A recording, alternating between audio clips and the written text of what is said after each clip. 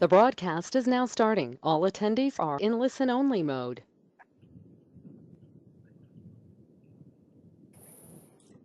Good afternoon. Welcome to the December 2nd meeting of the North Carolina Local Government Commission.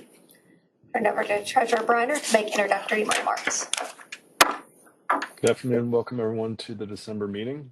Thank you for being here virtually. Sorry that I couldn't be there in person. We have a couple important items on the agenda today, but it should be a reasonably short one. So let me hand it over to Denise Canada to run the meeting. All right, thanks so much.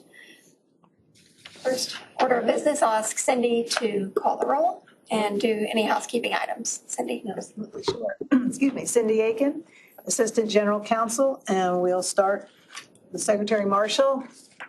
Here. Thank you. And Auditor Bolick. Here. Thanks. Secretary Wooten. Saw your speak. Yeah. Can't hear you. No. He's here That virtually. thumbs up counts. Got a thumbs up. Mr. Brown. Yes, ma'am, I'm here. And Councilwoman Hoffman. Here. Thank you. Mr. Hughes. Here. Is in the room. Ms. Johnson is absent today. Mr. Stith. Here. Here you are. Okay. And Treasurer Briner. Here. Obviously here. All right. Just one absent. We have just two present in the room. This might be, it's like Hollywood Squares up there. Y'all look wonderful. Our staff in attendance, Denise Canada, LGC Secretary Jennifer Wimmer, Director of Debt Management, Kendra Boyle, Director of Fiscal Management, Laura Rowe, Director of Policy and Compliance. As always, this meeting is being recorded and will be made available to the public pursuant to the department's recording of public meetings policy. Please identify yourself when you are speaking. A lot of you are on virtual today, so please remember that. If you're not speaking, please mute yourself. Meeting will continue if we have any AV issues, but that could be problematic with so many virtual, but we will power through it and see how things go. Hopefully everything's good. Changes to the agenda will be announced during the meeting. We'll take all votes by roll call. Without objection, members, your motions and seconds will be considered as yes votes unless a member indicates otherwise during the roll call. And because we have so many papers, I always remind myself to try to deal with them quietly in this Dogwood conference room because the mics are very sensitive. Thank you very much. Back to you. All right, thanks, Cindy. Please join me for the Pledge of Allegiance and the salute to the flag of North Carolina. Pledge allegiance to the flag of the United States of America and to the republic for which it stands, one nation, under God, liberty and justice for all. I salute the flag of North Carolina and pledge to the North State love, loyalty, and faith.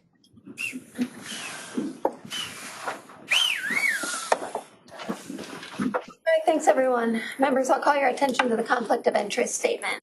Please take a moment to review the agenda. Commission members are reminded of your duty to avoid conflicts of interest. Does any member have an actual or potential conflict of interest with respect to any matter on the agenda? All right, hearing none. Let's move on to reviewing the minutes of the November 4th, 2025 meeting. The minutes were included in your packet. Any questions about the minutes? And if not, looking for a motion to approve the minutes. Motion by Mr. Hughes, second by Mr. Stith. Cindy, will you call that roll? Okay. November 4th minutes, Hughes and Stith. Secretary Marshall. Aye. Thank you. Auditor Bolick. Aye. Thanks. Secretary Wooten. Aye. Thank you. Mr. Brown. Aye. Councilwoman Hoffman. Aye. Thank you. Treasurer Briner. Aye. Thank you. Unanimous motion carries. All right. Thanks so much. Moving on to the consent agenda. Consent agenda in your packet are the items for Asheville Housing Authority, all the way down through the miscellaneous action item for Harrisburg. Turn it over to Jennifer for any discussion about consent agenda items. I have two additional pieces of information. The first one is for the Clayton item. The final maturity date needs to be updated from 10/1/45 to 12/1/45. Clayton's original application came in and they were intending to come to the October LGC meeting for approval, and some items got delayed on their end. So they are requesting that their final maturity payment match up to what is in the loan document because of that. So everything else remains the same except for that maturity date. And the second item, I want to update the North Carolina Capital Facility Finance Agency about 10 minutes ago approved the transaction for Triad Goodwill. Just updating the interest rate, 4.02% fixed rate. That is for 12 years. And the term, the 30-year amortization, which is the maturity of that loan, there is a put tender option at that 12-year mark. So again, no change in anything, just some clarification, and that is all. If there's questions, I would be glad to take them. Thanks so much, Jennifer. Looking for a motion and a second, then we'll have discussion. So moved. Motion to approve, Ms. Thomas.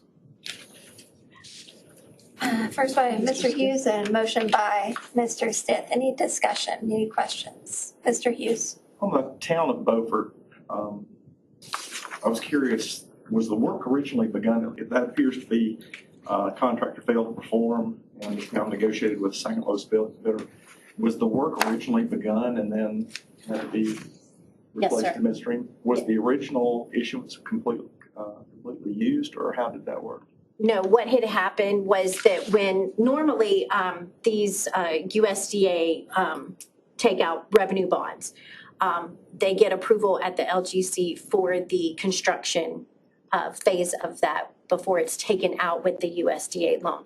During the construction phase is where the original contractor failed to do what was in the contract. So the second lowest bid was significantly higher to begin with.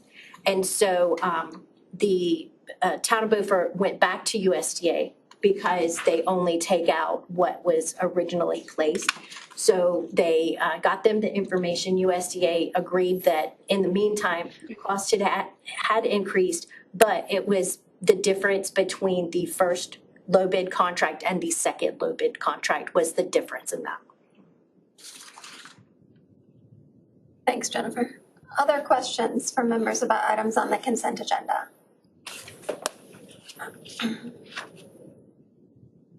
All right, hearing none, there's a motion and a second. Cindy, would you call the roll? Yes, did I get it right, Hughes, Stith? Yes, that's right. Consent agenda with, as Clayton updated, as explained by Jennifer, and the clarification on the Capital Facilities Finance Agency Goodwill. Hughes and Stith. Start Secretary Marshall. Aye. Auditor Bolick. Aye. Secretary Wooten. Aye. Mr. Brown. Aye. Councilwoman Hoffman. Aye. And Treasurer Briner. Aye. Thank you. Motion carries. All right, thanks so much, Cindy. Moving on to the last consent item. This is information only, no vote needed, Sampson County. Jennifer, will you explain the item? Sure. This is an informational addition to the agenda. This is based on the resolution that took place earlier in 2025 that units coming for savings alone and standalone refundings did not need approval because they were under that resolution that just granted approval. But we do want to keep you up to date on the refundings that do happen for savings purposes.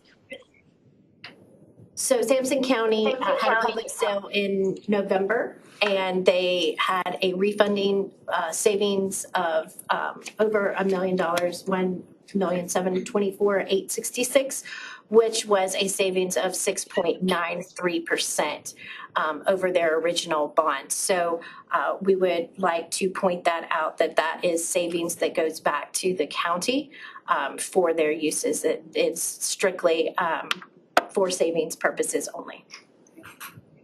Thanks, Jennifer. And just a reminder or information, we have several members of the commission who are new since that resolution was passed. Previously, Sampson County would have needed to come to the LGC for a vote to get permission to do this refunding. But as Jennifer mentioned, the LGC passed a resolution allowing units under some circumstances to do a refunding or refinancing and just notify the LGC after the fact. So we hope that it makes it quicker and easier for units to take advantage of good interest rates. So always happy to see another unit come through under that. The next item is one FPIC unit on the agenda. This is the town of Pine Bluff.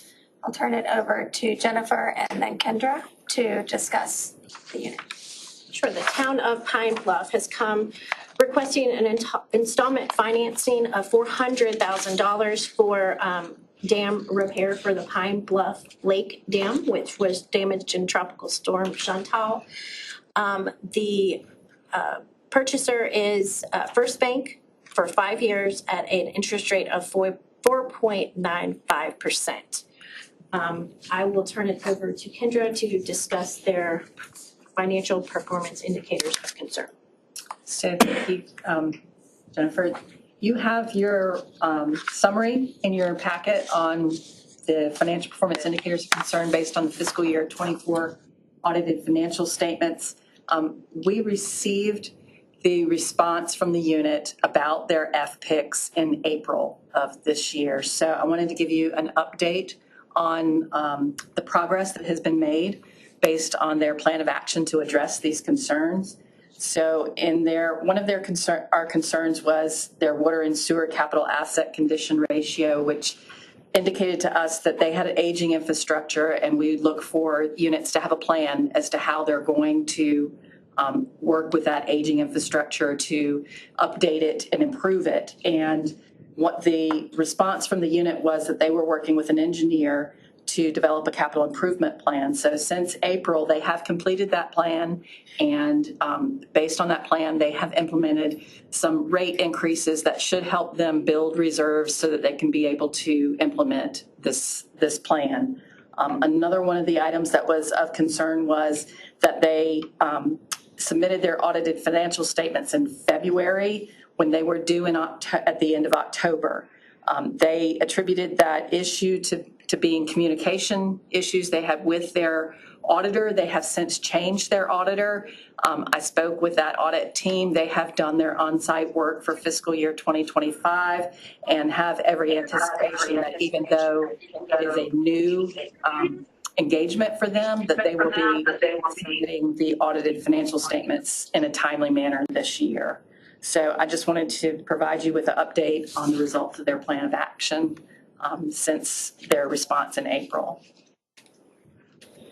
Great. Thanks so much, Jennifer and Kendra. Any questions about this item, Auditor Bullock? Did Pine Bluff apply for any funds available from a recent appropriation from the General Assembly? The General Assembly appropriated several $1 million in response to Chantal. I'm wondering why Pine Bluff is having to go to market to borrow money, and they would not be eligible for those funds potentially. Yeah, I don't know if they made that inquiry. I did ask them about FEMA related to the storm, and they said that this was the issues that they had with the dam.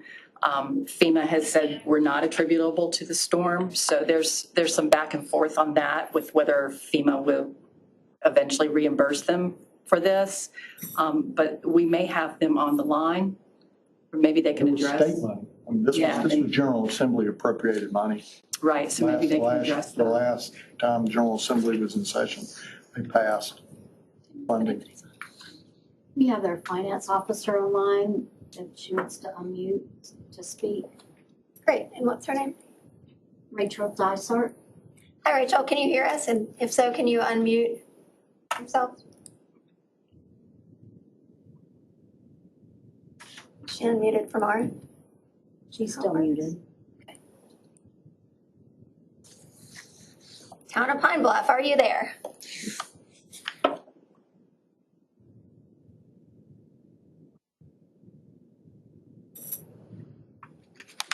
All right, let's, Oh, it looks like she may have signed off. It looks like she was trying to call in.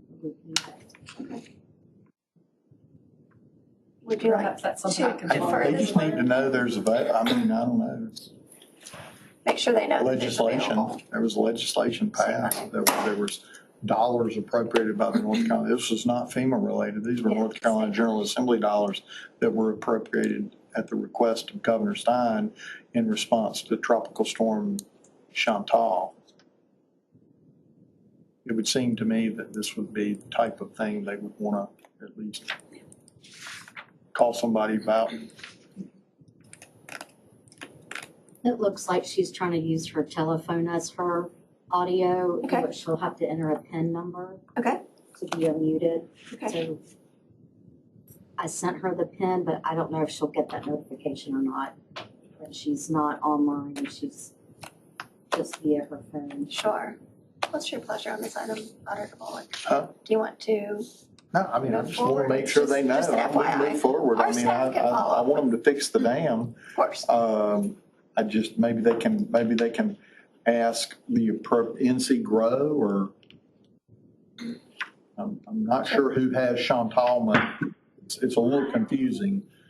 After our Encore audit, we found disaster. Hello, can you hear us?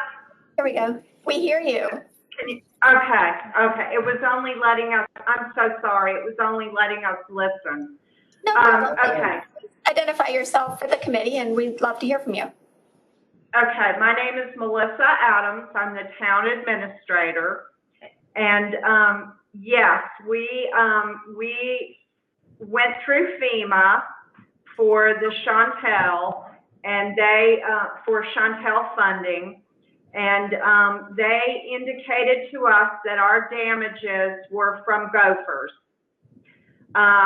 and that we were only eligible for $9,800. And so that's where we are with that. So we have withdrawn our application for FEMA. Just So ask. that's where we are with that. Yeah, I was only asking whether you had inquired of the state appropriations. There were some state dollars, and I don't know if those were meant to supplement FEMA dollars, but there was a legislation that was passed by the North Carolina General Assembly. Related to Chantal. I didn't know if you guys were given any information about that or whether y'all had inquired. No, I was not made aware of that at all. We were only made aware of the FEMA through our county level. So no, I was not made aware of that. Now we do have 2 years ago we were awarded $5 million through the state legislature for infrastructure that we're in process with our engineer to upgrade our aging infrastructure. And we are, with Withers Ravenel, we are in process of working on that right now. But that has nothing to do with the dam. But I was not made aware of that. I'm sorry. I mean, I'm just throwing it out there. You may want to call NC Grow and ask them if there's some funds potentially available to you. We certainly will.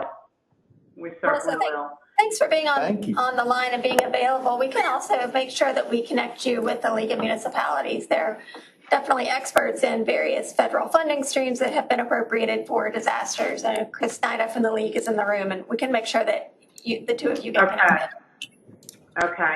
And if I may, also, I know, Kendra, that you did a very good job of, thank you so much for updating them on some of the things that, you know, that we have done to correct some of our issues.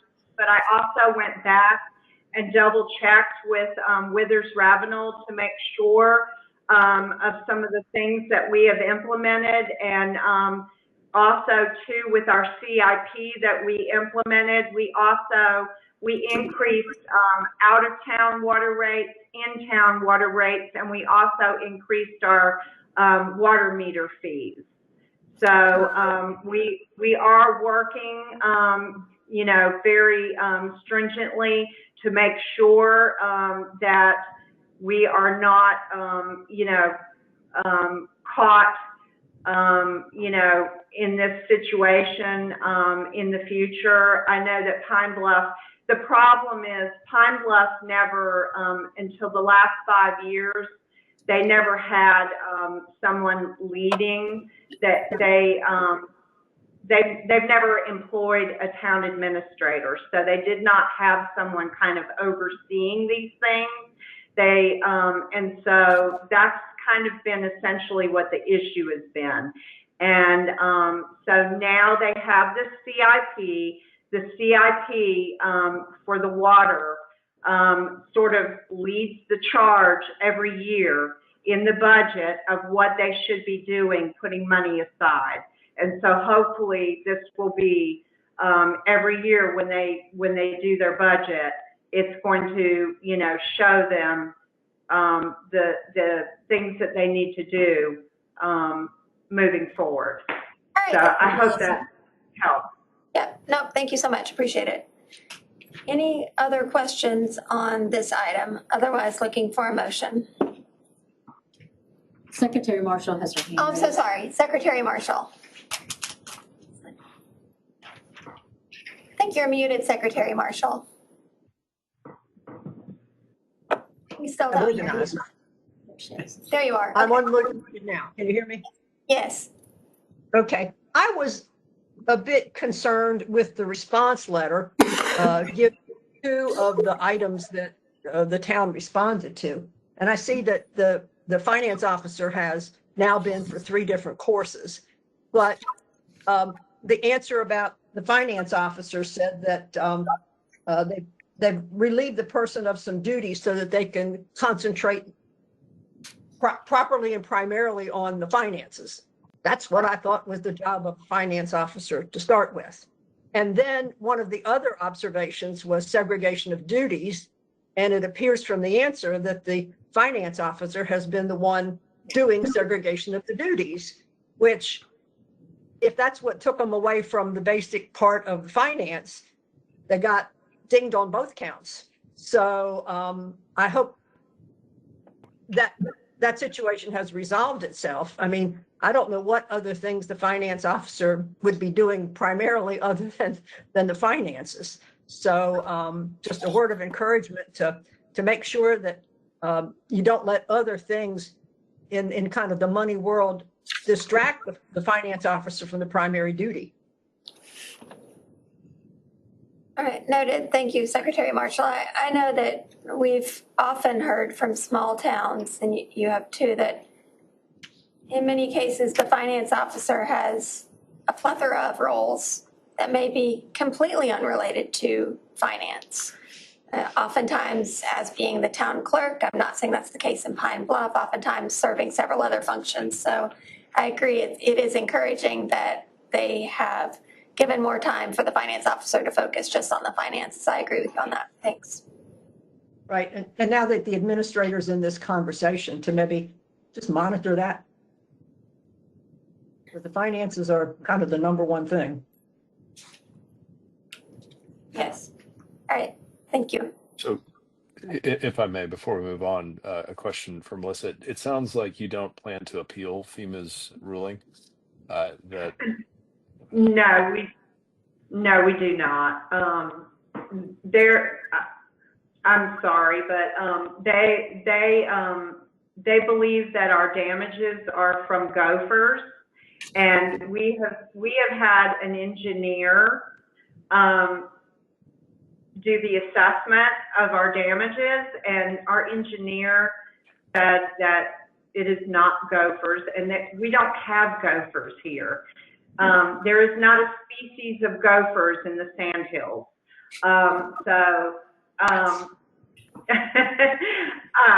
So yes, we're not going to appeal it. And $9,800, the amount of work and paperwork that it would take for Rachel to track the, we're not.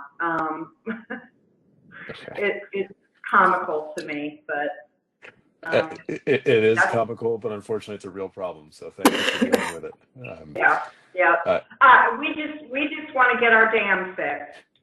So that's another question I'd like to ask you quickly. If we made the approval of the financing contingent on you first asking the state to see if there were any money available for this, would that cause a delay that would be unacceptable for you? No, I don't think it would. I think that would be appropriate. That would be fine. And it may be, actually, it may be that we don't actually need this much money. We're actually looking at an alternate contractor. So,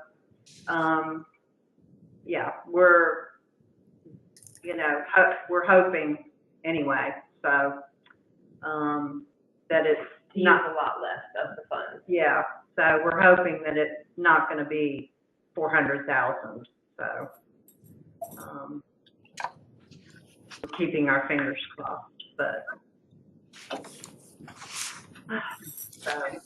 we figured we better continue on course because you just don't ever know. Sure. So would it be appropriate, Denise, for me to make a motion to approve up to $400,000, the lesser of 400 or the second bid, contingent on exhausting state financing sources of approval? I will second that motion. Cindy, does that need to be qualified in any way? Otherwise, when have you exhausted? Yeah, is there a timeline or deadline? And is the bank rate expiring any particular time?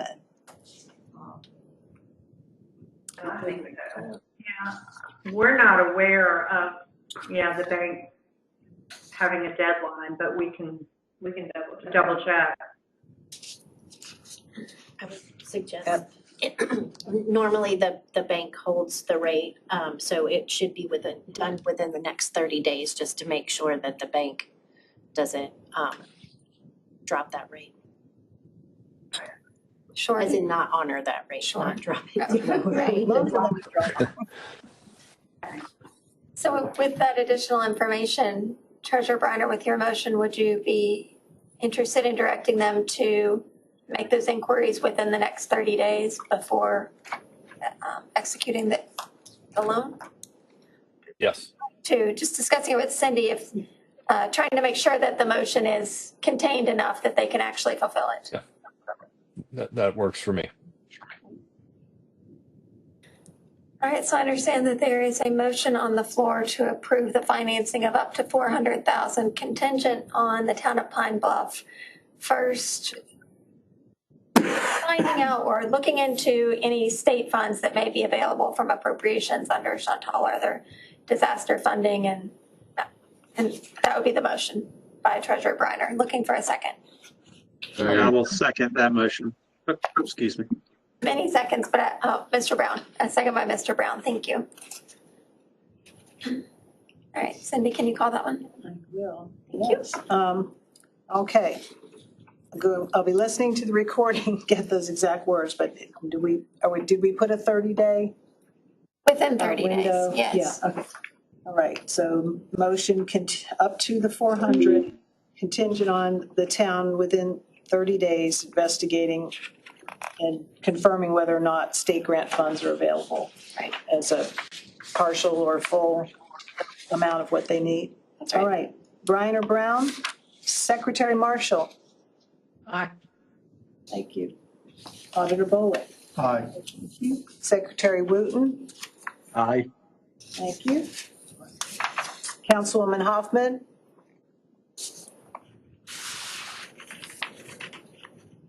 Sorry, aye.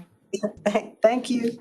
And Mr. Hughes. Aye. Thank you. Absent. Mr. Stiff. Aye. All right. And that's everyone. Motion carries unanimous. All right, Cindy, thank you so much. The next item on the agenda is a $210,000 installment financing contract for the town of White Lake, which is one of the UAL units. So I'll turn it over to Jennifer to describe the financing and Kendra to describe the financial concerns. Thank you, Denise. White Lake is planning to purchase 3 police intercept vehicles. The placement would be with First Bank at a 4.34% interest rate fixed for 5 years. Kendra?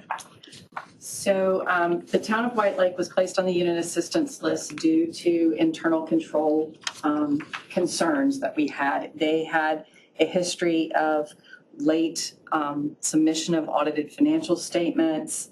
The late submission was attributed to a failure to timely reconcile some significant accounts.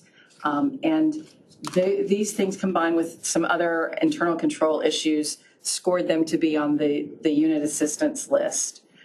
Since being put on the unit assistance list, the town has put into place a plan of action where they have gone through and reviewed their procedures and revamped them such that they can get those reconciliations done in a more timely manner. They have hired a CPA as their finance officer, and they have provided training for their finance staff and invested in software. The result of those actions is that their fiscal year 24 audited financial statements were submitted timely and that they did not have any financial performance indicators of concern. We have since gotten a draft of their fiscal year 2025 audited financial statements and see the same improvement and results and that continuation of those improvements has been evidenced in that draft. So our anticipation is that when we receive their final audited financial statements and they are accepted, that they will once again not score to be, that they will not score to be on the UAL in the future. And again, their scoring was related to internal control concerns, not financial condition. So we are confident that they will be able to support the additional debt service that they are requesting from you all for the purchase of police vehicles. Great, Jennifer, Kendra, thank you. Any questions from members about the town of White Lake? Motion to approve. Motion to approve. Mr. Stiff? Okay. I missed the second. Briner. Briner. Motion, have a second. Any discussion on the motion? All right. If not, Cindy, will you call that? All right. For the town of White Lake, motion Stiff, second Briner. Secretary Marshall?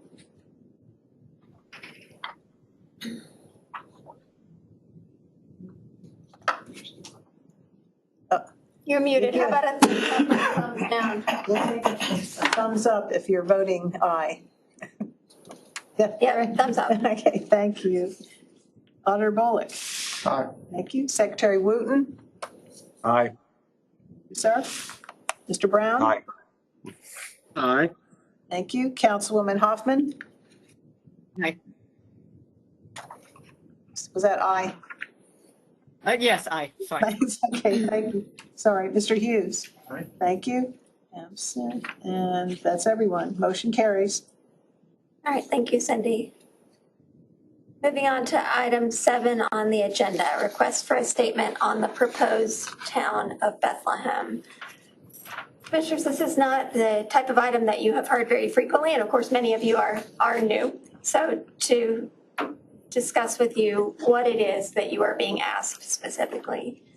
In GS 120, there is a requirement that Residents who wish to incorporate a new municipality must submit a petition about the municipality to a certain committee of the General Assembly. And that petition must contain a statement from this body saying whether or not you believe that the town would be financially viable and would use what's called sound financial management practices.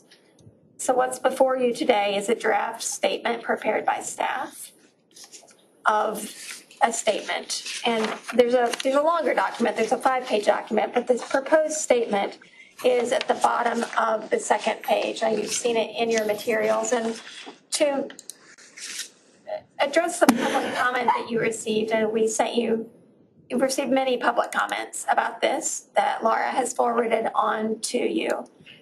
Many of the public comments did not address the question that you are being asked. You're not being asked if this is a good idea.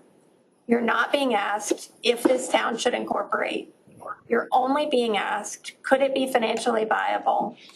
And would the town use sound financial management practices? So I encourage you to focus on that because that's what you will be voting on. I will read the proposed statement for you from the bottom of page 2. As directed by NCGS 120-163C, the Local Government Commission reviewed the submission from the Bethlehem community, to assess the proposed municipality's prospects for financial viability and effective fiscal management.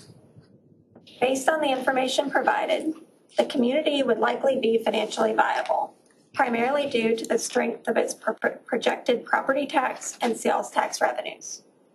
The community also indicated a commitment to adopting fiscal policies and safeguards that are consistent with effective financial management. However, North Carolina continues to face a severe shortage of qualified local government finance staff, a situation affecting the majority of local governments statewide. Given this ongoing challenge, the Commission cannot determine whether the proposed municipality would be able to carry out and sustain the financial management practices it has described. This statement is provided for inclusion in the community's petition and should not be interpreted as a recommendation for or against incorporation. On the line, we have a representative of the Bethlehem community, Don Taylor. We also have 2 of his attorneys, Mr. Robbie Dube and Ms. Melanie Huffiams. We can unmute them if you have any questions for them, or if you have any questions for staff. This is the time for discussion and ultimately looking for a vote on a statement. If it is not this statement, then let's come up with a new one here in this meeting that you can vote on. Thank you. Open for discussion. Auditor Bullock. If you have a question, how the Article 3946 distributions that are estimated was calculated? How did the team proposing this, evidently led by Mr. Dube, come up with $2 million annually? What is that based on? Sure. So I can tell you that staff did our own calculation of how much sales tax revenue the town might receive. And you will find that in the statement on page, should have numbered the pages, perhaps page, numbered at the top, on page 5, under sales and use taxes. We estimate that they would receive approximately $1.9 million. So I can walk you through how we've done that math. As you know, sales tax is distributed, local sales tax is distributed to North Carolina counties, and then the county portion, a county's allocation, is distributed among the county and its towns based on a method that is chosen by the county. Alexander County allocates its sales tax revenue between the county and the towns on a per capita basis. So in this case, we have looked at, instead of trying to project forward, we've looked back at fiscal year 24-25, looked at the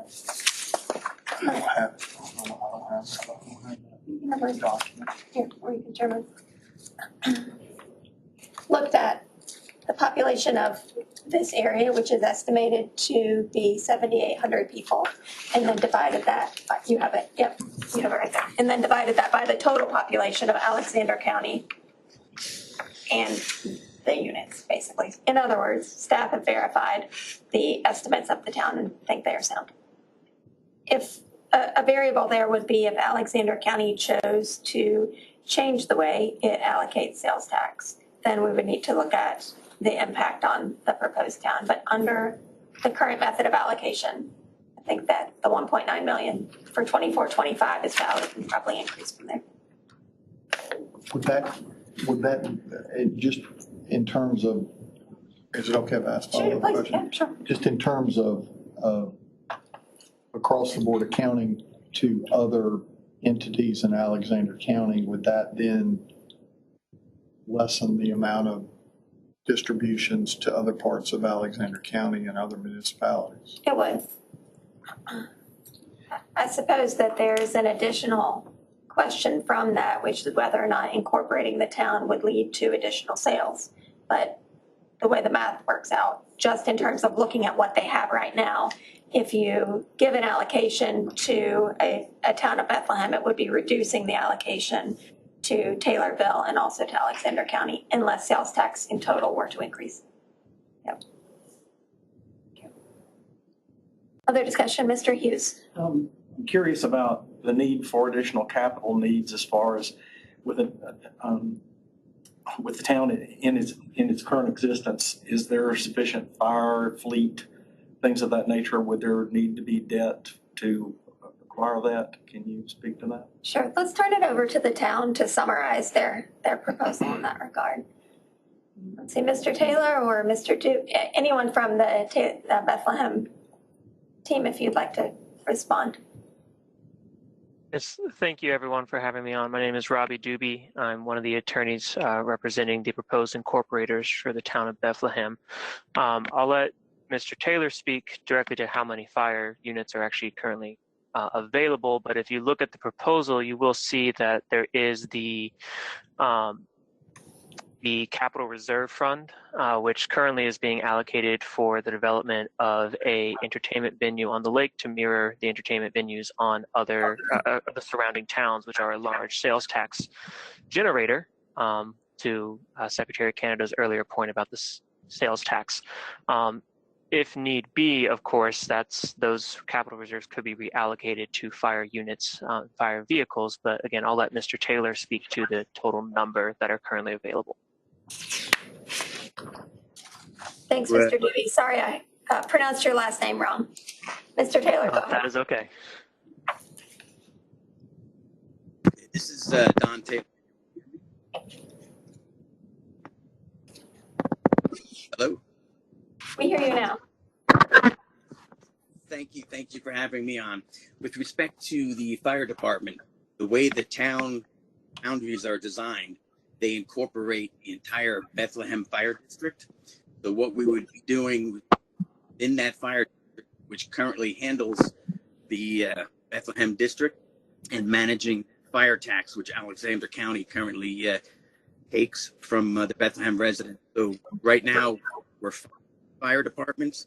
They already have in place putting in a plan to put additional fire departments in proximity to be in compliance. That's in the works, and that should be completed in the next couple of years also. So we should be fine for fire. Mr. Hughes. Who will actually own that? I mean, who will pay for the purchase of those units? I mean, fire equipment is incredibly expensive, and so I'm curious as to whether or not debt service needs to be built into this budget and considerations of such. So part of that's going to depend on the, part of that will depend on the timing of the incorporation process itself, because as Mr. Taylor said, there is an active process ongoing. You know, if this incorporation drags into late 26, early 27, then the purchasing will have been completed by the Alexander County, at least it's anticipated to have done so. while yes, fire equipment is certainly expensive, I don't think that there's a sense that there's such a large dearth of equipment that there's a large capital cost coming up in a very short period of time for the town. If debt servicing would need to occur, that certainly could be part of the proposal. Of course, the other aspect of the proposal is the town could raise more than could raise the ad valorem tax, the property tax in correspondence instead. But my understanding, at least for the as the North Carolina general statutes provide, is that debt servicing and kind of an estimation of that would not be a requirement of the initial proposed budget. Was there any consideration of just contracting with the county to provide fire service? Yes, there was. I think it was decided that, ultimately the town has to provide at least 4 of the mandatory services laid out by the North Carolina general statutes. And we thought because the Bethlehem Fire District already covers Bethlehem, that seemed to be a natural geographic boundary of responsibility for the town to take on, in addition to police services, streetlights, and zoning. Thank you. Thank you.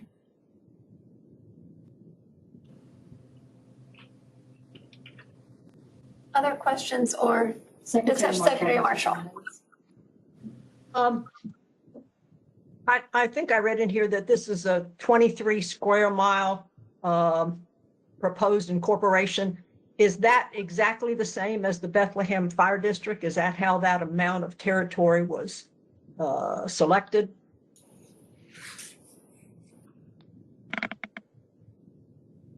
Don, do you have insight into that? I believe the answer is yes. I'm pulling up my notes, so if Don knows off the top of my hand, I'll let him answer as well. That is the fire district. So the Bethlehem voting district 1 and 2 also. So we tried to make it as uniform as possible with the county jurisdiction. Comment.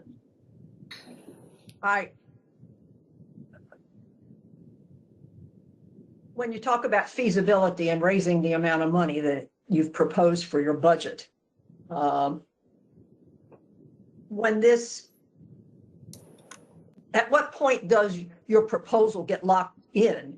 I mean, it is possible that if you want to keep a very low ad valorem, you just enlarge the territory to go ahead and make it adequate to, work the numbers.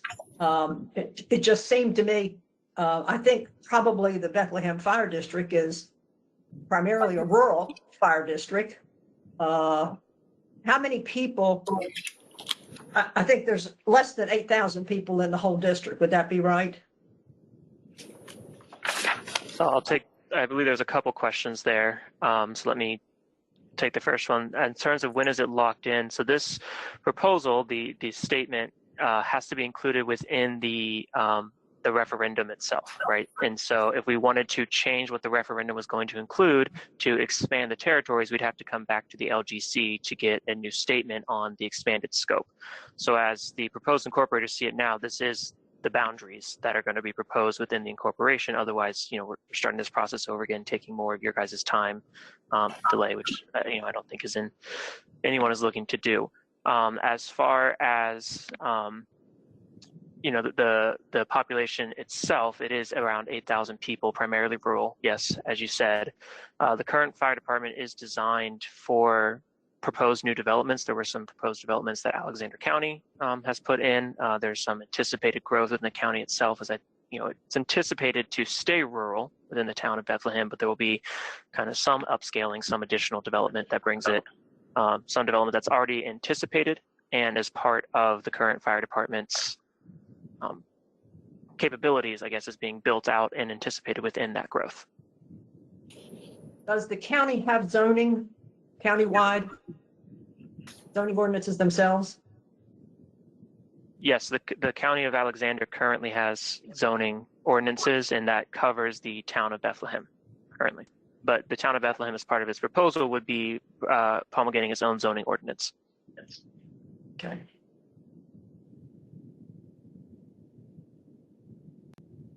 One thing I wanted to flag at that. Oh, I apologize. Go ahead. No, please Continue. Oh, one thing I just wanted to flag for the committee is in light of the, I guess we'll say, shortage of qualified financial staff, my client has reached out to Appalachian State to talk about developing a licensure program there. There was a very strong interest and appetite from that educational university, so that it's not just North Carolina's flagship university that's developing this program. They have reached out to qualified licensed financial individuals as well to start gauging their capacity to come on and take this role. So I understand the concern, of course, being raised by North Carolina, but I did want to flag that my clients are being proactive about that before this has even been put to a vote or approved or anything by the General Assembly or the population or, of course, this committee. Thank you. Other discussion? I did have one other question. So there are two acceptable allocation methods of sales tax revenue. If Alexander County opted to use the other, what would be the impact to the town of Bethlehem? I don't know the answer, but I could look it up for you. I could look and see. The town may already know, and if the town doesn't know, I can answer that in a moment. Town of Bethlehem, folks. I'm going through my notes currently. Apologies. Let me see if I have that answer for you.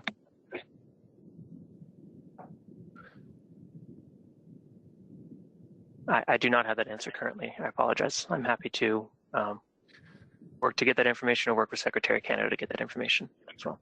It would be good to know if this incorporation is not met warmly by the folks at the county. I think you can anticipate a change in allocation methodology thereafter, which would have potentially material effect on this.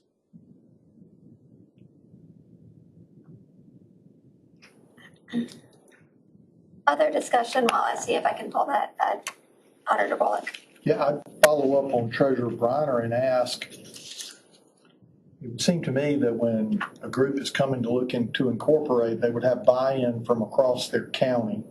Would like to know what the opinion is of the county leadership and what communication the incorporators have had with county leadership. So there's several different prongs to that. First off, as I think we included in the submission, there was the initial 1,200 signatures gathered, which is over 20% of the residents within the proposed incorporation zone, which can be contrasted with obviously the comments received. So within the community itself, there's buy-in. With Alexander County, Mr. Taylor did reach out to try to have a meeting with them to gauge their support or lack thereof. Alexander County has indicated that they don't have strong interest in meeting with Mr. Taylor. I think some of this incorporation did spawn from disagreements over how land usage is being used in Bethlehem, in a sense among the people of Bethlehem that their concerns were not being addressed or heard by the county. Taylorsville's mayor, of course, obviously, if the county changed how they allocate, that would affect Taylorsville as well. So there is a bit of a presumption that if the county had some interest in being spiteful or otherwise not cooperating with Bethlehem, that they would also be harming Taylorsville within the area as well. There is the town near I just blanked on the name, but I'll have Mr. Taylor give it to me, that has indicated they do not oppose the incorporation, have no interest in annexing Bethlehem Township, and really don't have a strong feeling one way or the other. That's Hickory. And then, as we said in our proposal, the state senator and state representative for the area have both indicated strong interest in this, at least going to a vote of the people to have the democratic process play out. So I think you have elected officials at the state and House district level. You have neighboring mayors. You have the residents themselves all showing a strong interest in this process and having the incorporation. Alexander County itself, again, because of some of the disputes over land usage, is not as enthused.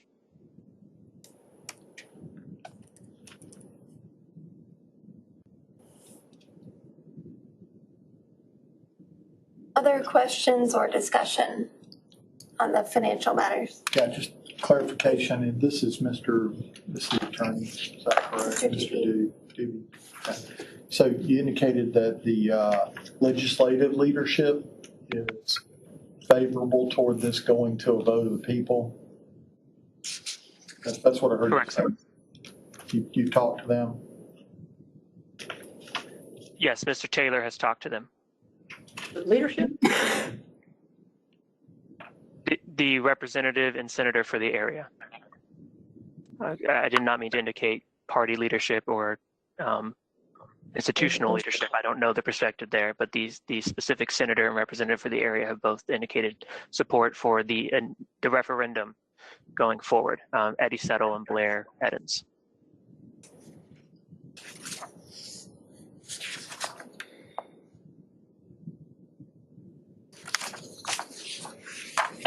Treasurer Brenner, to go back to your question about sales tax, if Alexander County changed its distribution method to ad valorem from per capita, then the proposed town would receive significantly less revenue because the ad valorem is based on the property tax levy, not the value, but the levy. And Bethlehem is proposing a 5-cent tax, so relatively low.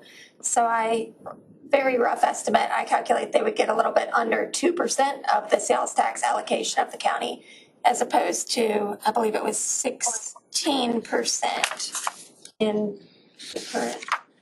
That's all I got. Correct. It was 16% in the 0.9, something like that. And of course, the town could affect that by increasing the property tax levy. So this is a place of interplay between the two taxes. A town that increases the property tax also generates additional sales tax distribution. So just taking that $1.9 million, which is the majority of the budget, down by 80%, it would seem that there's a path back to financial viability around raising property taxes materially. Is that accurate? I'm sorry, can you say that again? I'm looking at the $1.9 million of annual sales tax distribution in the current methodology. Yes. If they switch to the other methodology, it sounds like that falls by 80% down to a couple $100,000. Yes, maybe about 200,000. So that would Which means significantly they would need to affect raise property taxes materially to make this viable again.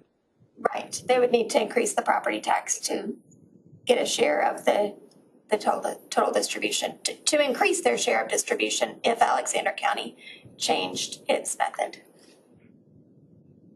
One thing that members of the commission may know is that counties are only allowed to change the sales tax distribution in April of each year, and the change goes into effect May, June, July, 14 months later.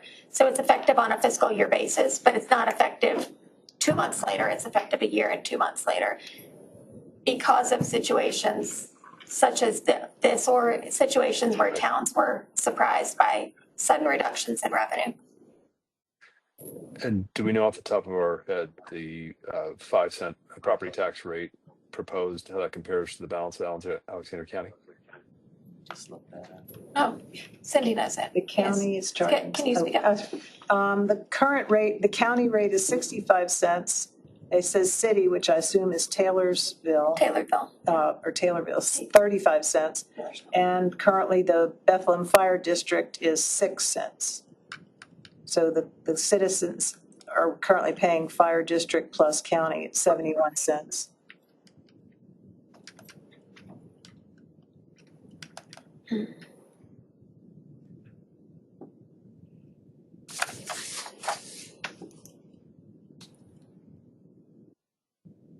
So just making sure I've got it correct in my head. If Alexander County does change sales tax methodology, first of all, you have the delay that you pointed out. Second of all, they have sufficient headroom relative to the rest of the county to raise property tax levels to backfill for that lost revenue. I think that's a fair statement, yes.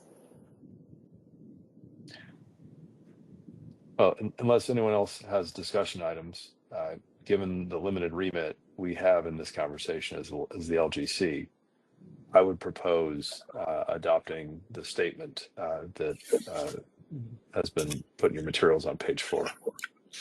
Second. Proposal by, motion by Treasurer Briner, second by Mr. Stiff. Mr. Stiff, I think.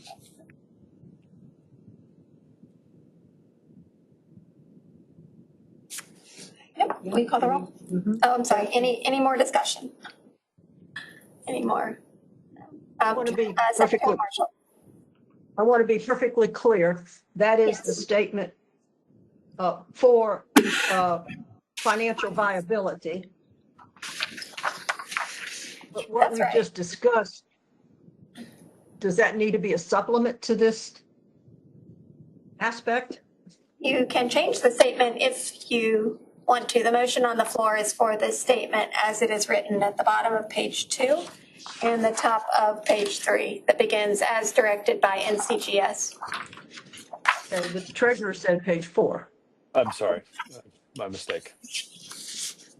Okay, I got to go slowly on these things, so thank you.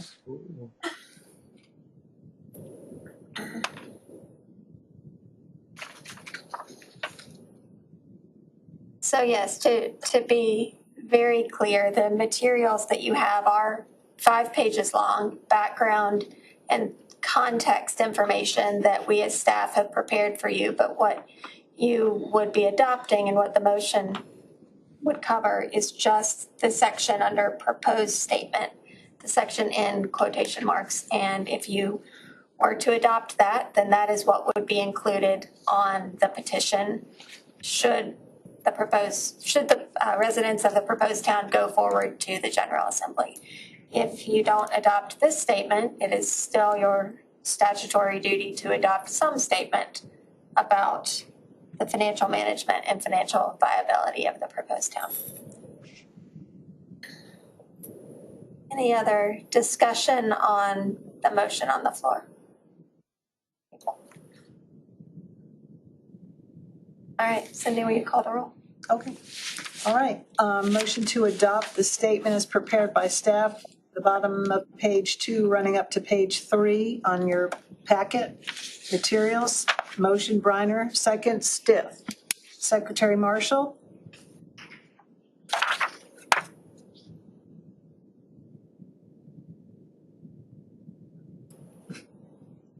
I'm unhappy, but aye. Okay. Auditor Bolick? No. Secretary Wooten? Aye. Mr. Brown? Aye. Councilwoman Hoffman? No. Mr. Hughes? Aye. And 1 absent. All right. 1, 2, 3, 4, 5. I get 6 yes, 2 no. So that motion carries. Motion carries, and the statement will be provided to the town to be included on any future petition to the General Assembly. Proposed Town of Bethlehem staff, thank you for joining us and being on the line to answer questions today. We appreciate it. Thank you so much for your time. I greatly appreciate it. And I just want to point out the staff of the LGC was really tremendous here. And we're very appreciative of all the work they did. You guys got a great team over there. We are blessed. Thank you. All right, moving on. The next item is yet again a follow-up on the notice of non-compliance for units that are non-compliant with submitting the required audited financial statements. The last town that we have left is the town of Speed. You'll recall that we've discussed Speed a few different times, and the situation with the town remains as it was last month, which is that the town is working toward dissolving as of June 30th, 2026. The town is, I don't know, partnering is the right word, but working with staff at the League of Municipalities. And I did speak with a staff from the League this morning to ensure that the town is on track for dissolution. And anything can happen between now and June, but at this point, the town is on track and still intending to dissolve. And because of that, you'll recall that the staff recommendation on this item was that you grant the appeal of the town, which would mean not withholding sales tax, mainly because it seems like it would make the dissolution just logistically a little bit more straightforward. That's the staff recommendation, and that is what's before you. I'll turn it to Laura to speak about a pro and a con option in your packet. Yes. Yes, Laura Rowe, Director of Policy and Compliance. So in the proposed resolution, you'll see that it's drafted as being an option to grant the appeal or deny the appeal, a bit of a choose your own adventure approach here. The status with Speed is we still do not have their 2024 audit. When they filed their appeal to the notice of noncompliance, and at that time they're missing 3 years worth of audits. And so with that criteria, they sort of met the criteria for staff recommendation to deny their appeal. However, we had the additional action of them making or passing the resolution of intent to dissolve. And so that's another consideration in considering whether or not to grant or deny their appeal. And so that's the status with respect to the town of Speed regarding their audit submission status, which they're still past due, yet they've taken these other steps. Thanks, Laura. So I believe after discussion, you would be looking for a motion to grant the appeal or a motion to deny the appeal. And we, staff, would insert the appropriate language of the two options into the final resolution. So I'll open it up for discussion on the town of Speed. Yeah, this is Thomas. Can you provide a little more clarity on, you were saying the staff's recommendation was to approve the people that would help with the dissolution process. Can you speak to that or provide clarity on why that would be the case? Sure. Under the legislation that directs the sales tax withholding, or gives you the option of directing DOR to withhold sales tax, the sales tax that is any sales tax that is withheld is returned to the town either when the town submits that audit, the missing audit in question, or when 2 years have passed. And so in this case, if the appeal is not granted and the town continues on its process toward dissolution, presumably the town would not complete the audit, and the funds would revert to the town in probably January 2027, something like that. At that point, the town, under their plans, would have been dissolved for about 18 months. They're probably, based on our experience dissolving East Laurinburg, probably would still be some sort of account open somewhere that the funds could be deposited into, but my perspective is that it makes it cleaner and more straightforward. If in attempting to dissolve the town, this town staff does not also have to deal with the fact that there's money belonging to the town that needs to go to wherever the rest of the assets go, which is typically the county after the fact. That's the rationale for the staff recommendation. To be clear, there is already funding, sales tax being withheld from the town that would have this same problem, but that sales tax is, I guess I would say, 1 year further along. So my thought is let's not prolong the situation, since the town appears to be on track to make the rather brave decision to dissolve, given the population and economic challenges they're facing. So I think you answered my second question. So if they have dissolved and it's at a point of reimbursement, those funds would go to the county and that the town would be dissolved? So not necessarily. It depends on what legal arrangements the town comes to in the dissolution. I believe, and anybody's welcome to correct me here, I believe that with the dissolution of East Laurinburg, the assets went to Scotland County. I believe that several years ago when Centerville and Franklin County chose to voluntarily dissolve, the remaining assets went to the volunteer fire station. I believe that's correct. So it depends on what agreement is reached. Closing a town, even a small town, requires tying up a lot of loose ends. That's certainly something that our staff learned from the East Laurinburg experience. Every small aspect of the town and the assets and the keys to the car and the paperwork and the passwords, all of it there must be a plan to deal with each individual piece. Because I guess my unreadiness would be if there's, obviously we haven't provided the audits, continuing to provide sales reimbursements into a situation that we don't have eyes on because they don't have audits submitted. I'm trying to get a comfort level doing that. And again, if you choose to deny the appeal, there are already funds being withheld. And we can cross that bridge when we come to it. If the town dissolves in June and the funds are being withheld by Secretary Wooten's team 2 years from now, our staff would work with his staff and find a way forward. It would not be an unsolvable problem. Okay, thank you. Right, but to be clear, the withholdings we can make, but we cannot compel them to have an audit. Right. So a little bit, is just kind of the reality of the situation. There's not going to be an audit here. There's nothing we can do to make that happen, and I'm not sure it'd be worthwhile doing anyway.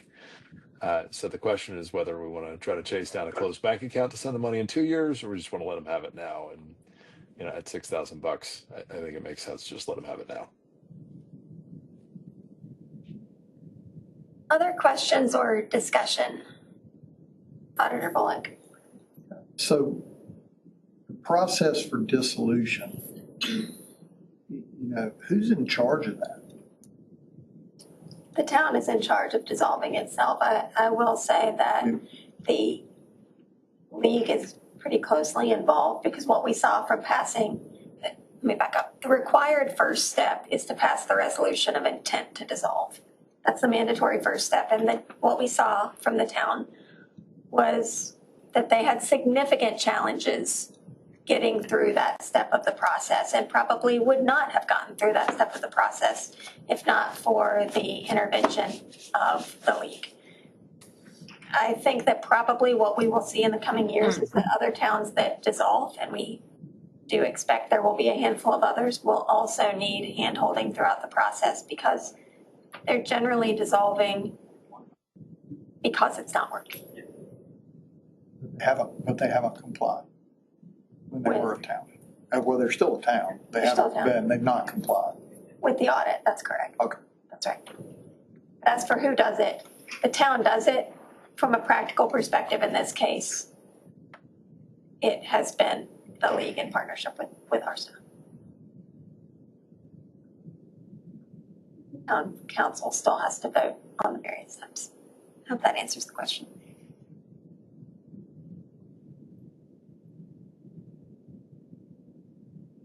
Please. The difference with East Laurinburg. Sure, please. The difference with East Laurinburg, this is Cindy Aiken speaking. The difference on East Laurinburg was that the local government commission took control of took financial control, took that step, our 159 to 181 step of taking financial control of East Laurinburg. So our staff ran the dissolution process. Right, thank you. Those are the two pathways. Well, the third pathway is General Assembly does it, but the statutes we're talking about as the option of LGC or town initiated. Thank you. Other questions or discussion? And if not, looking for a motion either to grant the appeal and sales tax would not be withheld, or to deny the appeal and sales tax would be withheld from the town. So looking for a motion on one of those two paths. I move to grant the appeal. I'll second that. Commissioner Hoffman, second by Treasurer Briner, to grant the appeal and not withhold sales tax from the town of Speed. Any discussion on that motion? All right, Cindy, will you call the roll? All right. Motion to grant the appeal for Speed. Hoffman, Briner. Secretary Marshall. Aye. Thank you. Auditor Bullock. No. Secretary Wooten, what's your pleasure? Aye. You're going to vote aye? Okay. Aye. All right. Mr. Brown? Aye. Thank you. Mr. Hughes? Aye. Johnson absent. Mr. Stith? I can't get there. No. Thank you. Treasurer Bryan is yes. So that's, looks like 6 yes, 2, 3, 4, 5, 6, and 2 no. Motion to grant the appeal is passed. Thank you, Cindy. Next item on your agenda, Tony, feel free to the table. Tony Blaylock on our staff information only will give you some information about bond referenda held by 2 towns this fall. Tony, go ahead. Thank you. We had 2 referenda elections this year and what was almost entirely municipal elections. The first one was the city of New Bern. They had 3 items, $10 million bonds for streets and sidewalks, $8 million bonds for parks and recreation projects, and $6 million bonds for stormwater, all of which were approved. The streets and sidewalks, 69.6% in favor, parks and rec, 65.7% in favor, and the stormwater, 75.6% in favor. The other item was the town of Holden Beach. They had a referendum of $7.3 million to demolish the current ocean fishing pier and rebuild. That item failed. It was 62% opposed, and there were just over 500 votes in that election. Why did that one fail? I think because it was a fairly large expenditure and you only have a few hundred permanent residents. I think it was probably seen that it was more of a tourist attraction than it was an asset of the town, highly speculative. The other part of it is that the ocean fishing pier could not be insured, so I'm sure that had some impact on whether folks were willing to take on that debt. Thanks. Any questions about the bond referenda? And no vote on that one, just for your information. Thanks so much, Tony. We have come to the end of the agenda. Are there any other updates from any members of the commission? Any other business? All right, if not, our next meeting will be January 6th, and looking for a motion to adjourn. Mr. Hughes? Aye. Second? A voice vote in favor? Yes. Aye. Aye. Sounds good. Thanks so much. Everyone have a wonderful holiday. See you next year. Happy holidays. See you next year. Happy holidays. Okay.